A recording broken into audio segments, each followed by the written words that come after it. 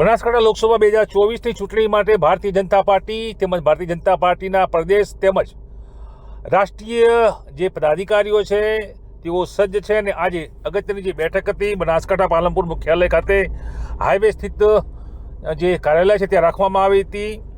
મુખ્ય જે ઉદ્દેશ હતો આજની જે બેઠક હતી તેમાં જે પદાધિકારીઓ હાજર રહ્યા હતા તેઓએ કાર્યક્રમો સંબોધ્યા હતા અને લોકસભા ચૂંટણી માટે ખાસ કરીને જે ટીમ હતી એ ટીમને ગઠિત કરવાનું કાર્ય આજે કરવામાં આવ્યું હતું. આ પરિચય કમ કાર્ય પદ્ધતિના એજન્ડા હેઠળની બેઠક હતી, જેમાં કસ્ટર ઇન્ચાર્જ શ્રી અમિતભાઈ ઠાકર, પ્રભારી રાજેન્દ્રસિંહજી, જિલ્લા પ્રમુખ કીર્તિસિંહ વાઘેલા, લોકસભા સંયોજક રાણાભાઈ દેસાઈ, વિસ્તારક જયકિશનભાઈ જાની, તમામ 3 મહામંત્રીશ્રીઓ હાજર રહ્યા હતા અને તમામ જે પદાધિકારીઓ હતા તેઓ પણ હાજર રહ્યા હતા.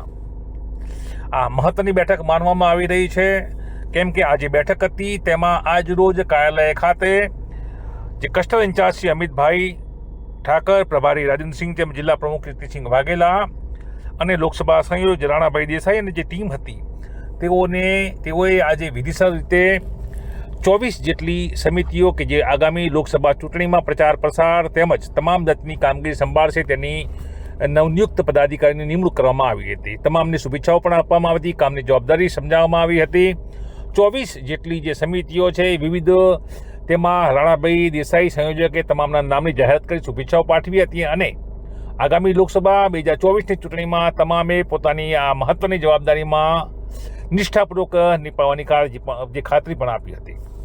આમ આ બેઠક આજે મહત્વની હતી અને તે રીતે 24 જેટલી સમિતિઓની રચના કરાઈ છે. લોકસભા 2024 અને આજે જિલ્લા મુખ્યાલય પાલનપુર ખાતે પદાધિકારીઓ ભારતીય જનતા પાર્ટી ના સભ્યો સાથેનો એક સીધો સંવાદ હતો. આજે બેઠક છે તેમાં 14 જેટલી વિવિધ કમિટીઓની રચના કરવામાં આવી છે. તમામ પદાધિકારીઓને નવીન લોકસભા 2024ની ચૂંટણીઓ માટેની જવાબદારી આપવામાં આવી છે. આ જે ટીમ છે એ અનુભવી ટીમ છે. ગઠિત ટીમમાં આજે જવાબદારીના તમામને હોદ્દાની જાહેરાત વિધિસર કરવામાં આવી છે અને તે રીતે હવે લોકસભા 2024 ચૂંટણીમાં બનાસકાંઠાની સીટમાં 5 લાખના લક્ષ્યાંક સાથે જીતવાના જે સી આર પાટીલની જે હાકલ હતી પ્રદેશ પ્રમુખશ્રીની તેને કટિબદ્ધ થઈ આજે કાર્યકરો કામે લાગ્યા છે. ટુડે ગુજરાત.